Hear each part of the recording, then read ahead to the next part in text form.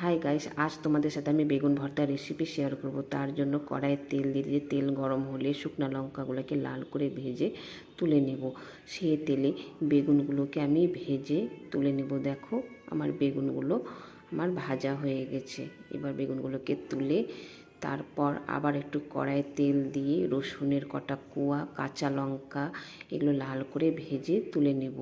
সেই তেলে আবার টমেটো এভাবে করে কেটেছি, এভাবে করে ভেজে তুলে নেব। দেখো এগুলো সব ভেজে একটা প্লেটে তুলে নিয়েছি। তারপর রসুনের কোয়া, শুকনো লঙ্কা, কাঁচা লঙ্কা এগুলো ভাজা, এগুলো ভালো করে চটকিয়ে এভাবে করে করব। তারপর কুচি কুচি করে পেঁয়াজ কাটা এগুলো ভালো করে চটকিয়ে করে মেখে রাখবো। এদিকে টমেটোর খোসাগুলোকে ছাড়িয়ে নেব। তারপর এটাকেও ভালো করে চটকিয়ে মেখে নেব। দেখো এইভাবে করে চটকিয়ে মেখে নেব। তারপর বেগুনগুলো যেগুলো ছিল ভাজা, ওগুলো বেগুনগুলোকে এর সাথে চটকিয়ে নেব। বা সম্পূর্ণ পেঁয়াজ টেয়াজ দিয়ে ভালো করে চটকিয়ে সর্ষার তেল, লবণ এগুলো দিয়ে ভালো করে চটকিয়ে মেখে নেব। দেখো আমার বেগুন ভর্তা তৈরি। এটা গরম গরম ভাত, রুটির সাথে খেতে খুবই ভালো লাগে।